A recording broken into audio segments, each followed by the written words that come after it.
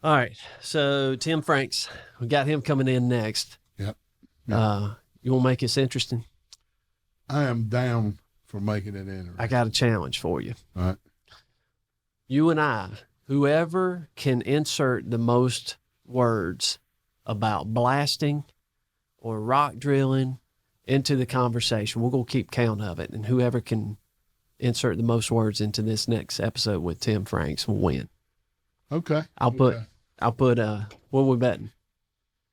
Lunch. Lunch. Yep. Lunch. All right. Lunch Friday. How about that? Okay. All right. You're on. I'm it. You ready?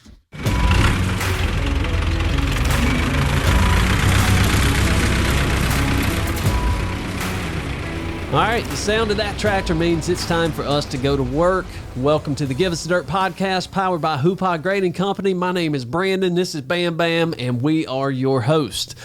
So we've got an explosive episode for you today, and we believe that today's guest is really going to blow your mind. Tim Franks, the founder and president of Tarheel Drilling and Blasting, began working around rock drilling and blasting in quarries as a high school student. He eventually left quarries behind to work for a rock drilling and blasting subcontractor, where he learned the ins and outs of construction rock drilling and blasting along with business management.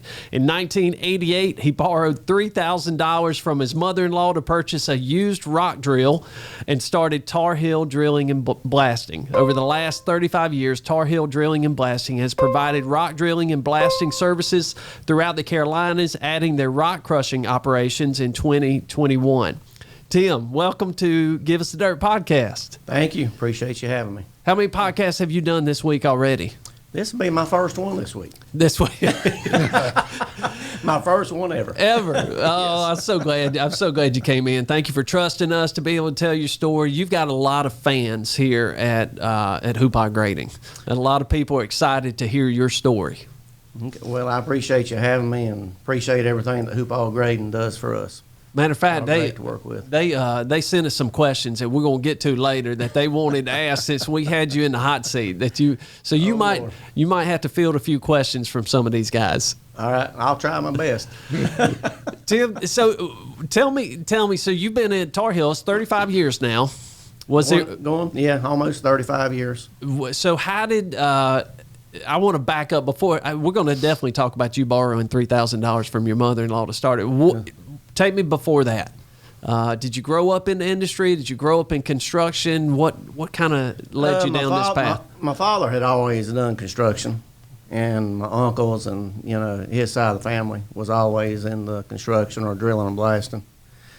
And I kind of grew up, when I was real young, helping them on the weekends or whenever I could around drills or going and when they'd go load shots and do stuff like that.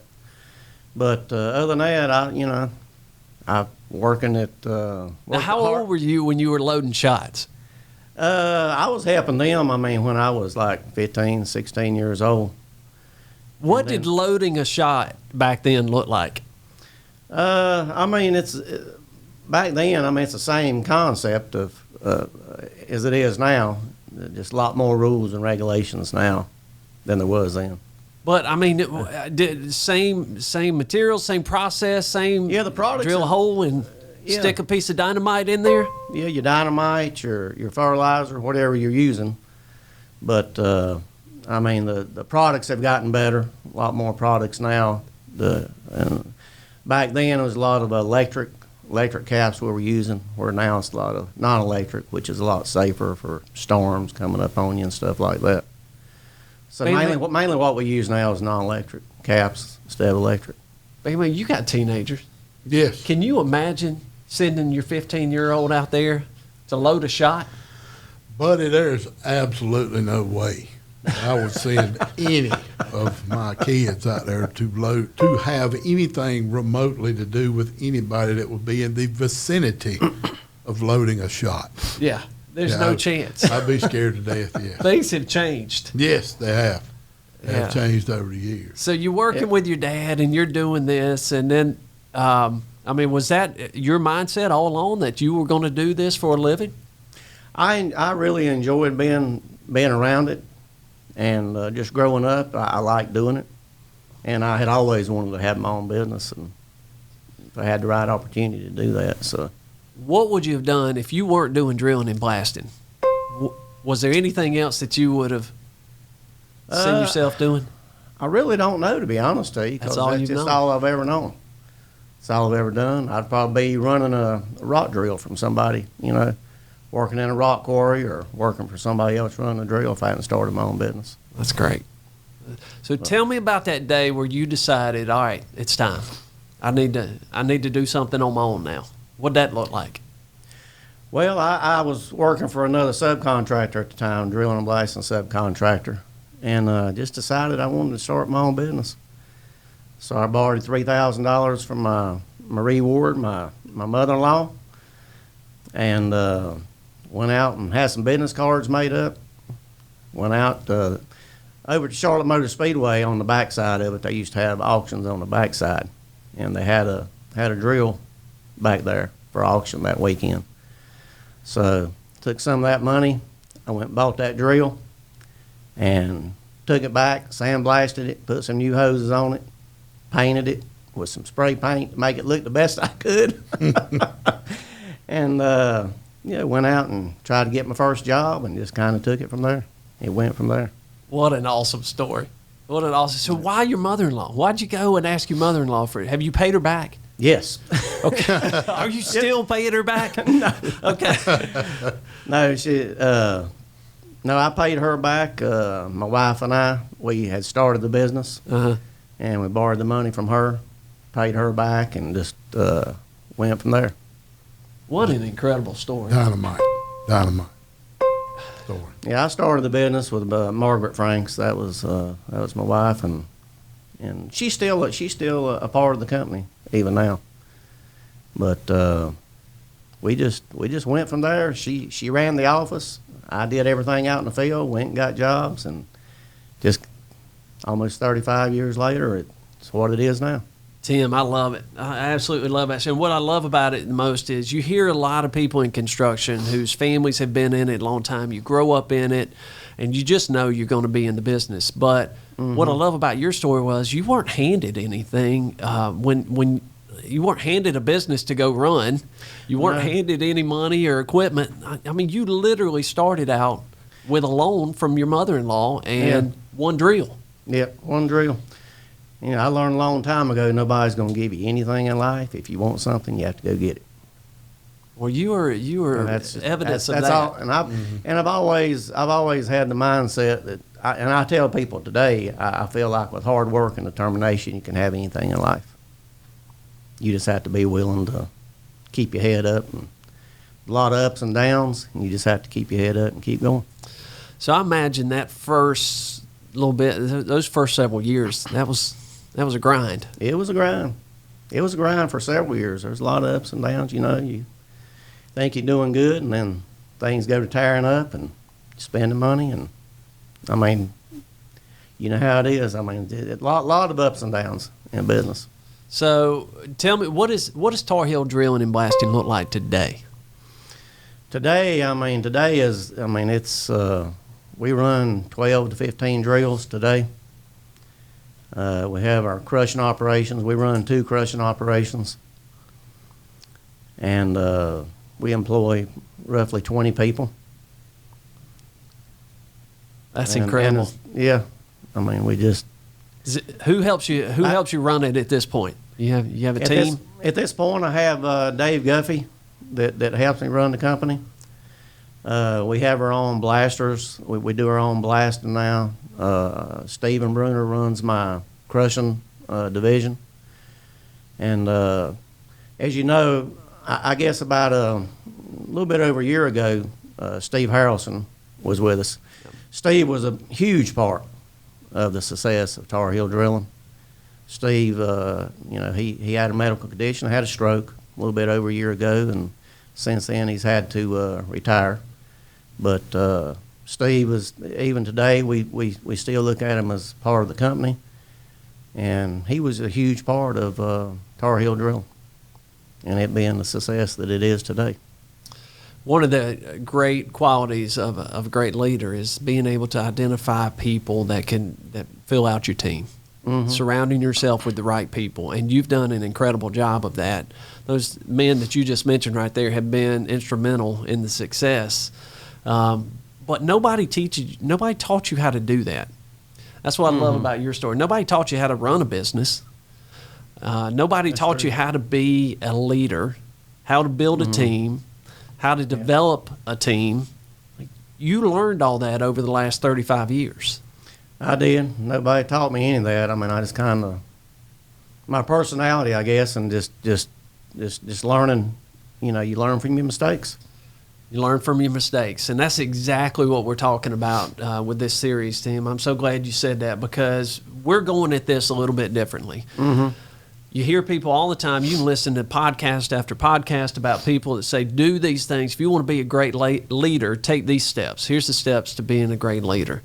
But what you don't hear people talk about are the failures, the times where they've seen it done the wrong way, or they've done it the wrong way. Because I believe we learn just as much from those experiences as we do the good experiences. Yeah, that's right. So I mean, part of your journey was failing. Oh, yeah. I've had plenty of failures. Nobody's perfect, but I try to learn from my mistakes. Even today, I tell my employees all the time, I mean, you learn something new every day. When you get to where you feel like you're perfect and you can't make mistakes, then you're going to fail again, because there's always something.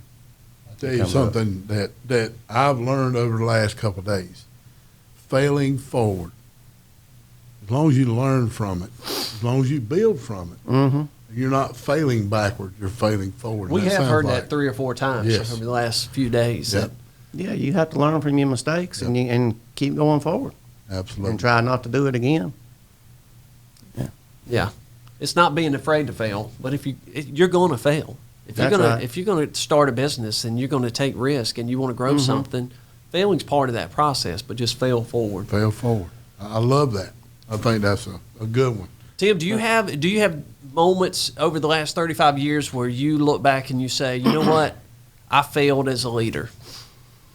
There's been times that I have questioned myself about things that I have done. Yep. And I mean, even my employees today. I mean, my employees, over my crushing, whether it's over my blasting, whatever it is. A lot of times they can teach me something that I didn't know. I mean, I might have an opinion about something, but there's a lot of times they have a better way of doing things that I'm not thinking about. I love that humility, that you're willing to take that kind of. We heard that. We had heard that from another guest too. That we were asking. It was Kristen about her mentors, and she listed this person. She said, "But I've got people that work for me that are mentors to me." Yeah. And I think that's incredible that you're willing to take that and constant learning and being vulnerable to say, hey, I don't have it figured all out. No, I'm open to any suggestions from any of my employees. If there's a lot of times that I talk to them and we're getting ready to do something and somebody might have a different idea than I do, and there's been times, and there's been a lot of times, and it's been a better idea than even what I was thinking. Yeah. Sometimes it just takes a fresh set of eyes looking at something. It does. We get hung up in looking at something the same way over the years, and then the next thing you know, somebody new comes out there on site, or somebody different comes out there, and they give you that wake up moment where you're like, oh, okay, yep, that is going to be easier. Yeah, that's exactly right. You gotta put that your person ego. ignites something within you. That's right, and you got to put your ego back here. It's got to stay at the door. That's exactly right. That's where you get in trouble if you got a big ego and you're not willing to listen. Even the people that your supervisors, or whether it's me, if you're not willing to listen to other people, you'll never learn. Have you listened to podcasts? I've listened to a few of them. Did you listen to Brian's? I listened to some of it, not all of it. So one of the things in Brian's episode, he talks about where he has failed as a leader and some of the times where he's been able to learn from his own mistakes. And he always says it was about people. Where he failed, it was when he didn't do enough to help someone get to that next level or to overcome the challenges that they were experiencing. Maybe he fired somebody or parted ways with somebody without knowing that he did everything he could to help them get to that next level. And that's what we're talking about today. Mm-hmm. When we talk about how not to be a leader, there's a term that is floating around out there called quiet firing. Mm-hmm. And I know you said you've had some experience with that. A lot of people have seen that. Matter of fact, I was looking at a statistic. There was 35% of employees said that they had experienced quiet firing themselves, and then 48% said that they've witnessed it at work. Mm-hmm. So evidently, this is happening a lot. What is quiet firing? What does that mean to you? Well, it means not giving your employees what they need to do their job correctly, the supervision they need to do their job correctly. And if people get frustrated, the employees start getting frustrated if they don't have the right equipment to work with, they don't have the supervision or the knowledge to do what they're doing. Because there's a lot of different situations that you run across out here on these job sites, and you have to give people what they need, and you have to know how to talk to your employees. I treat people like I want to be treated, and that's just the way I live life. And I think that's the way that you should treat your employees, along with giving them everything they need on the job site. Tim, you don't just treat your employees that way. You treat everybody you come in contact with that way. You've got one of the biggest hearts that I've ever seen, and I think that's just part of who you are. And what a great quality to have as a leader. Have you experienced have you seen others do this? Well, I've worked for people in the past where it was, yes, I've seen it where you didn't have what you needed to work with, and you just kind of get through out on a job or several jobs, and people treating you like crap. Yeah. Yeah. Giving up on them. Giving up on somebody. Yeah, that's right. And when you work for people and they treat you, they're not treating you right, and they're not talking to you right, and it just makes you not want to be there. Yeah, this term. I had not heard this term, quiet firing. That was new to me.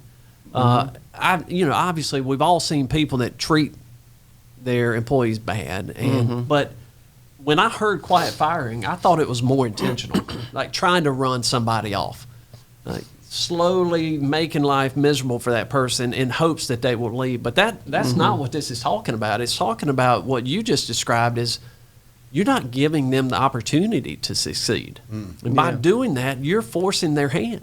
Yeah.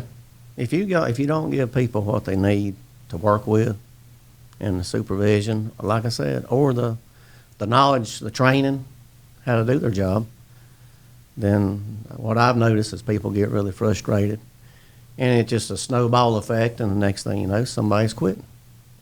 Yeah.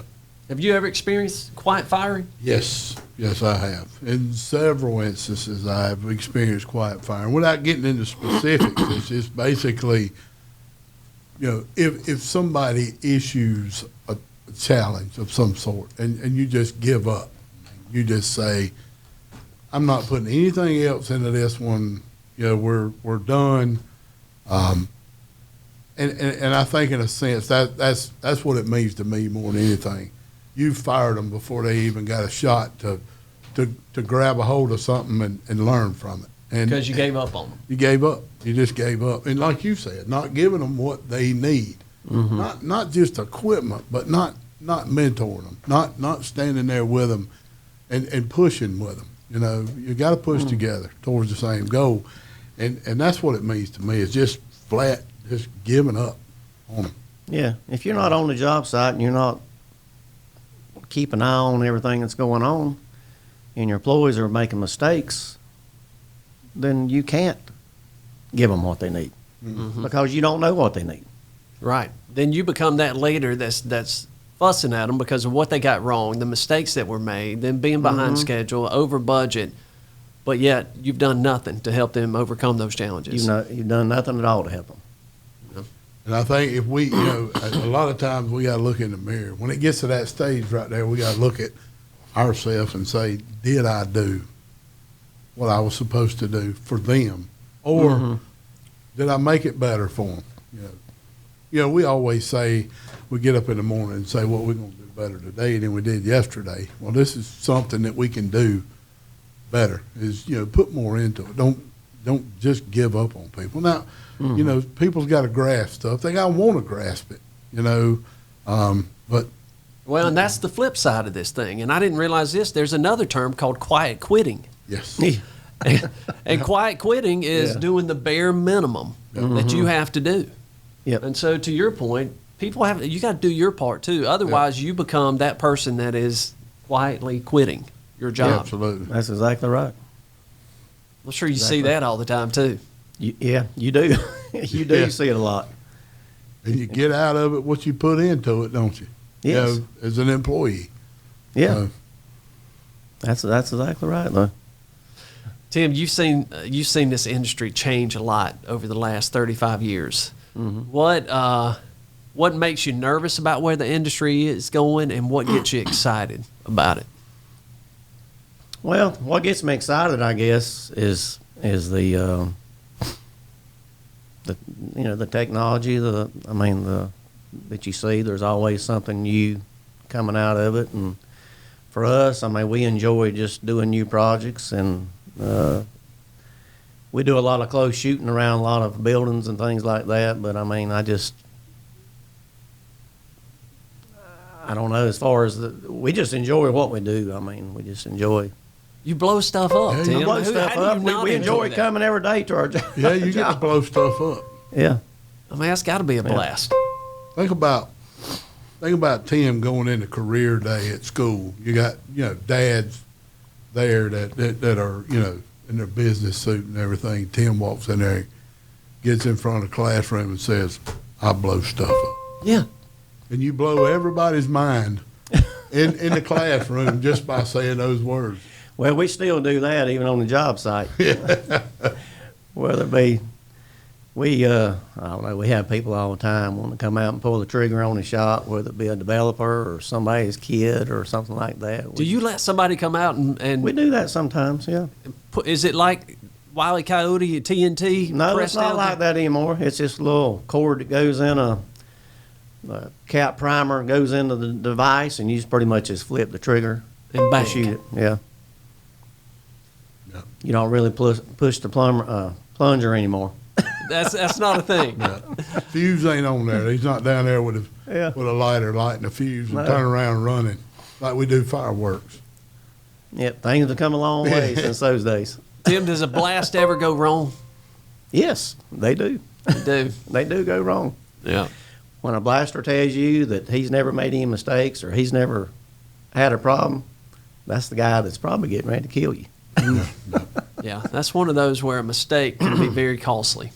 Yeah, it can be costly. You have to, do your due diligence and use blasting mats, dirt. Try to do your best you can to keep fly rot down. That's the biggest thing. So the technology, the changes in technology, that gets you excited, and seeing new projects and coming up with new ideas and seeing different things gets you excited. What makes you nervous about where the construction industry is today or where it's going?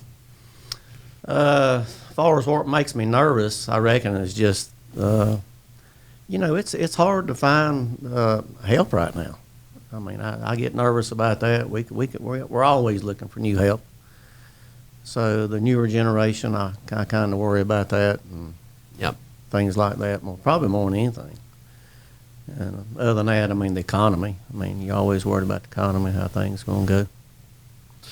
Yeah, and you're not alone in that. We hear that all the time. It's that workforce development, finding people that are interested in getting into this industry, being a part of this work, doing the work is a challenge to most people in the industry. But I do think we're making headway with that. Part of it is the reason we've got you in here today, telling your story and seeing the success from you being a 15-year-old, loading shots with your dad, to being the founder and president of a very successful company, leading a team now, that there's a path from A to B there that you can.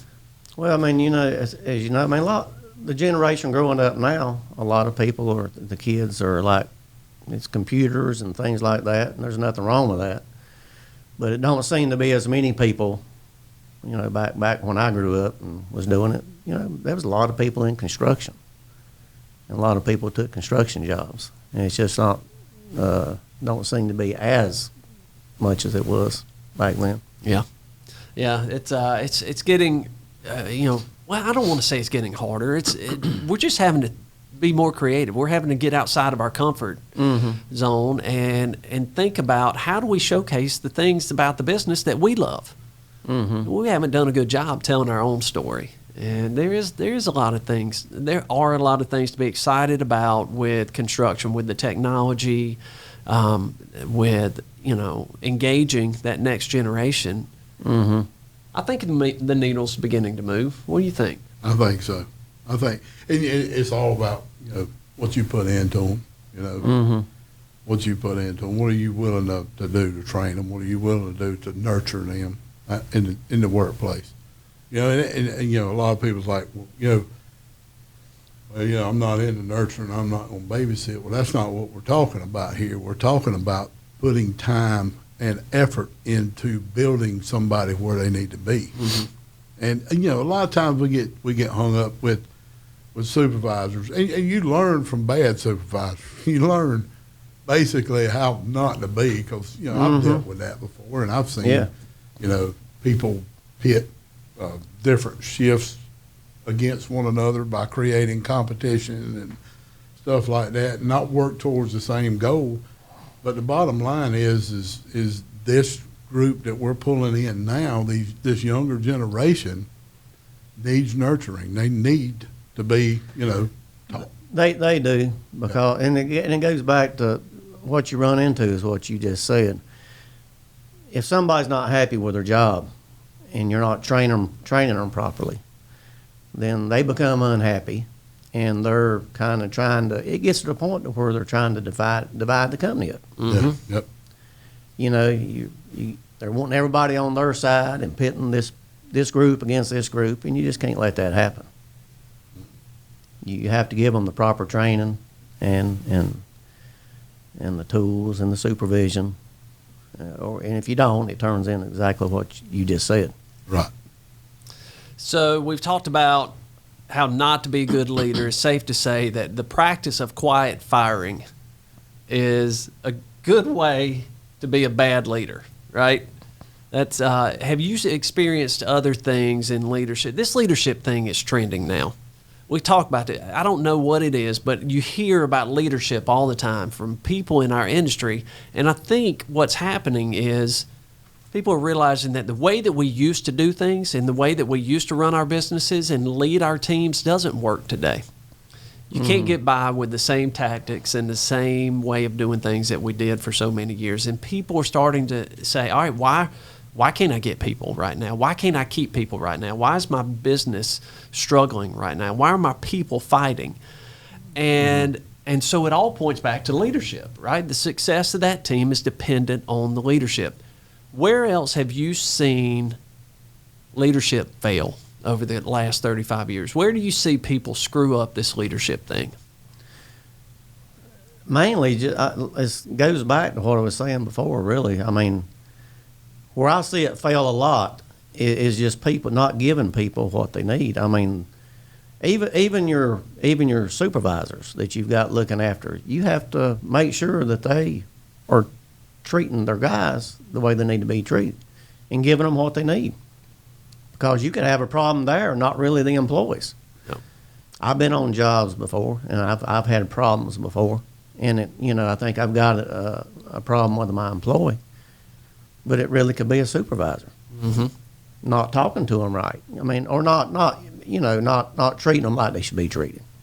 And that sounds so simple, but that's the crux of the problem. That's the base of it, right? It really is, because your employees want to be treated good. If you treat them good, they'll do their job. They'll do it properly if you give them the right training. But I've had instances where, honestly, where I thought I had a problem with an employee, and come to find out it's a supervisor. You got a problem with your leader. Your leader's not, because I expect my leaders, and I expect my project managers, I expect anybody that's over my employees to treat them like I would treat them. And if they don't, that's a problem with me. Yeah. Because I believe in treating people the right way. Well, and then if you do that, they're going to give you everything they got. They're going to give you 110%. You're going to get more than their backs and hands. You're going to get their heart. They will. When you treat them right. Yeah, they will. They'll give you 110%, but if you don't, they won't. And then they'll end up leaving. And there it is, right there. Yeah. You want to run a successful company and grow it and have a 35-year career, treat people right. I think that's the basis of why we're all here. You know, it's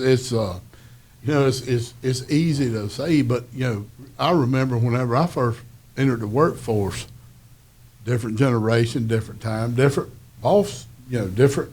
You know, we called them bosses. I hate the word boss. I don't like it. That's the way it was. That's the word but they we used. called them boss, and it was, you do this, and we did it because they said do it. You know, now you need to explain why we do it this way, and you know, we got to change with that. We've got to move and evolve that way. I think. You never asked why. Back in the you day. didn't ask if you why, asked the you just boss done it. why, they would have exploded. Yeah. Don't ask why. Just do it. Just do it. Yep. Do what I say. Yep. And that's the way it's going to be. And that's the way it used to be. There's a right way, a wrong way, and my way.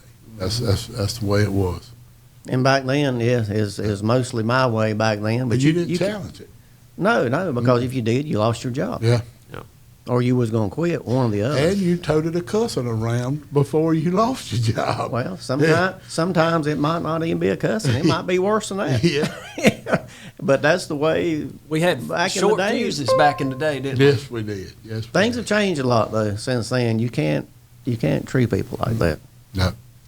Tim, you have a great deal of wisdom in you, and I love that. And that respect that I told you our team has for you comes because they know you have that wisdom, and you're always pouring into people, and you're treating people the way you do. So we're gonna let you hang out in that space for a little bit. We're gonna ask you to be Dr. Phil for a little bit. Dr. Tim. Do you watch Dr. Phil? No, I do not. I don't either. But I know pretty much what he does. I know what he does, but I don't watch him. Yeah.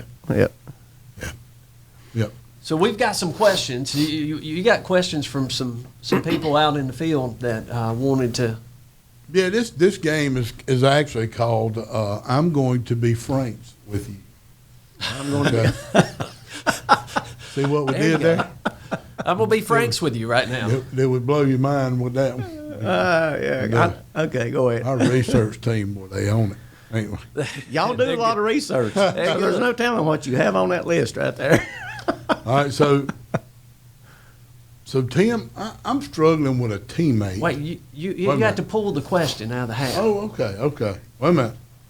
I got to pull the question out. This actually came from. These are questions that were submitted by people out in the field. I was looking at this. Yeah. That's going to be on the blooper reel. Man, you about blew that up. I did. Appreciate that. You rock. Hey, so this comes from Maria, and it says, you pull up on a job site, your team is sitting around watching another crew work and refuses to help them. What would you do, and how would you handle this situation? If I pull up on a job site, and this is the way I operate, I pull up on a job site and somebody is refusing to help, and this just happened the other day on one of my job sites. I am going to immediately get out of my truck, and we're going to have a meeting on that job site right then and explain to everybody what their job is and who's in charge on that job. And we're either going to start doing our job or somebody's going to go to the house. Now, Not putting up with that. I don't micromanage my people. I don't stay on top of them. I let them do their job. And I treat them like I want to be treated. But if I have employees that's not doing their job, we're going to have a talk about it. We're going to have a talk, and I'm going to be nice about it. But, you've got to let people know who's in charge, and they have a job to do. And if they don't want to be a team player, and be part of the team, then they're going to go to the house. How do you respond when somebody says, "That's not my job"? You ever heard that before? I think I we have struck heard a that. nerve. Yeah. I have heard that before. Yeah. And I explain to them that is their job. If it's not their job, then it's not their job. Yeah.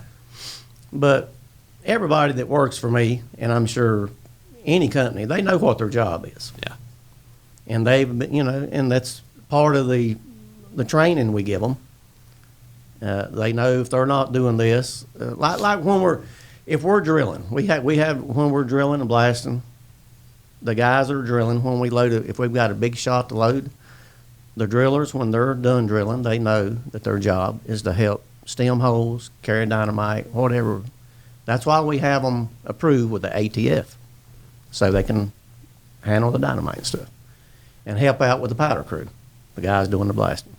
So Tim, let's push into that a little bit, or let's drill into it. Yeah. Yeah. Okay.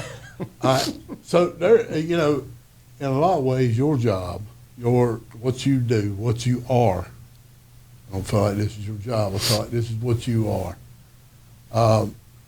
And how you lead people.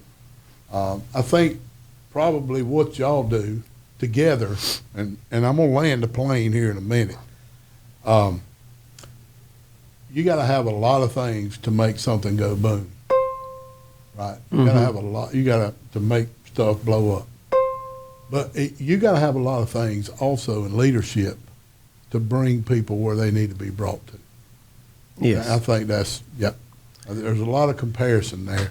That I tell my guys all the time, I would never ask someone to do something I wouldn't do myself. Yeah. Exactly. That was what I was going to say. I cannot see you stepping out and saying, "That's not my job." No, if I need to get out, look, if I need to get out and work on a job, and we're late on shooting a shot or doing something, if I need to help out, I'll be glad to help out. Yeah, that's one of the things I've noticed about Brian. I mean, Brian pulls out on a job site and he sees somebody not doing something. He'll throw his boots on, his hard hat, and vest, and he'll get right there in the mud with them. Yeah, if we're short of help or something, whatever the case, I mean, I don't mind helping out and doing, regardless of me owning the company. I'm glad to get out there and get dirty just like anybody else. There you go. That's a good question, Maria. Thank you for doing that. We got another one? Yeah, let me dig into my repertoire here. There you go. This one's a little bit more explosive. Let's see here. How do you, this comes from Spencer, okay? How do you motivate teammates that seem disinterested in their jobs? Oh, that's a tough one. That disengaged, disinterested employee, how do you motivate them? Well, I just try to talk to the guys. If somebody's not motivated in their job, I try to give them what they need, the right equipment to work with, like we talked about before. But, and just, I talk to them and just try to explain to them, just to stay at it, keep going at it, will give you the training that you need. And, anything I can do really to get them interested in their job. I mean, that's got to be hard, though. It's hard to do when somebody's not interested in their job. You can't. You can't help someone that don't want to help themselves. That's it. You want it more than they want it. Yeah, and you have to have somebody that's willing to learn. Yeah, and as you know, there's some people they're disinterested and they're not wanting to help themselves. Yeah, but on the same hand, not everybody's going to be Tim Franks. Not everybody's going to give that level of passion to their job. You're not going to find 20 team members that all have your level of motivation. That's right. Yeah. And that's I struggle with that. Like, I want everybody to be just as excited about it and just as passionate about it as I am, and that's hard to find, especially when you're the owner and founder of your company. Yeah, and I want people to be excited to work for me. I don't want them to be happy with their job. And you I try to talk to them and You just love on them. love on them and treat them well. I mean, Love on them. I like that. There it is. love on them and you treat them well and you try to give them anything you can, to a certain extent to make life better for them. And There you go, Spencer. You just love on them. yeah, See, a lot of love, Spencer. There. It's a lot of love. Yeah. See, whenever I find it hard not to be motivated about blowing stuff up. Yeah. It's just, yeah. Yeah. So, yep. I'll- that would be I'll- exciting. Like to do that for a living, that would be a blast. Just Oh, yeah. Blows my mind, though, how some folks wouldn't be motivated for that. And honestly, and pretty much all the guys that work for us, they love their job, and they love the explosive part of it, and they love doing what they do. I bet they do. You got another one? I do. This one's a long one, so you're going to have to bear with me a little bit. It's time to add, this comes from Brian. I'm sorry, I keep forgetting. This comes from Brian. It's time to add a new role to your growing company. You have 3 people that have asked to be considered. Who would you choose and why? A hardworking 10-year-long employee, a 2-year-long employee that displays the better quality and is right for the position, or a younger outside hire that checks all the boxes? What a great question. That's What a good great question. So you've because got the person that's been there with you for 10 years. 10 years, yeah. You got the person that's fairly new with the company, but is showing a little bit more potential for that role. And then you got somebody that comes in from the outside. Well, honestly, I mean, I try to look at seniority and move the guys up. That's what I try to do. But on the other hand, I have brought people in that hasn't been with the company as long, but had more experience and was willing to learn, where the other guys were just content in doing the job that they had. Yeah. And they weren't willing to learn. And I've used the guy that might have been with me 2 years instead of 10. So basically a combination of, I've done both. I mean, I really there's have. situations where all those work. It depends Well, on your background, I mean, tenure had that was a big part of who got that next. Oh, absolutely. Promotion. Yes. Yep. And you knew basically in emergency services, you knew whether you had enough time to put in for it or not. And, everybody would be like, are you putting in for the job? And if you didn't have enough time, they wouldn't even ask you, are you putting in for the job or not? But, I usually try to do what's best for the company as a whole, and and what's best for the employees. Yeah. And as you know, sometimes when you move somebody ahead of somebody else, it's not as even though they're not interested, and you move somebody ahead, sometimes it can cause bad feelings and disruption in the company. Yeah. That's tough. And you have to try to overcome that. It's a tough Especially if situation. 2-year guy just got the job over 10-year guy. Yeah. But But the 10-year guy, if he's not interested and he just has shown no interest in. Yeah, my mean- mindset is I'm putting the best player on the field. yeah. I try to do. That's what I say. I try to do what's best for the company. I'm gonna put. And it's not a one size fits all. Yeah. Exactly. You've been here 2, but you're the better player. You're showing more than the guy that's been here 10. And Yeah, the guy we're gonna play the best player. The guy that's been here 2 years, a team player, he's showed up. He's willing to learn, where the other guys might not be.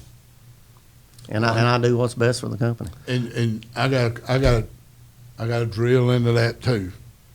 How do you bring that to your team whenever you make that decision? How do you broadcast that to your team?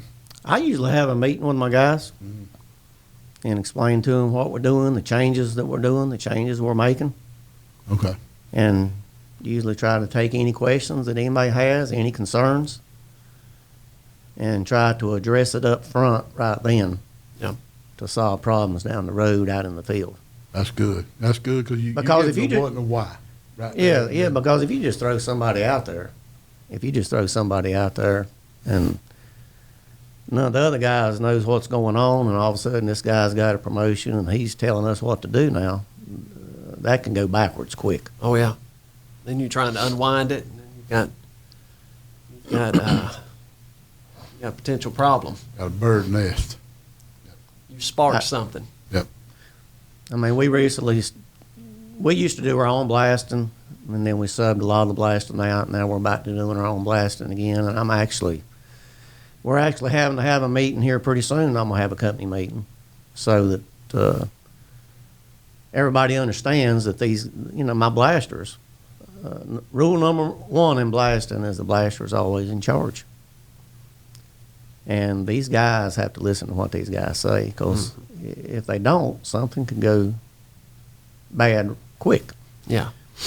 And so I've got to explain to these guys. I'm getting ready to have a meeting so I can explain to these guys are in charge. And, you need to listen to what they're saying.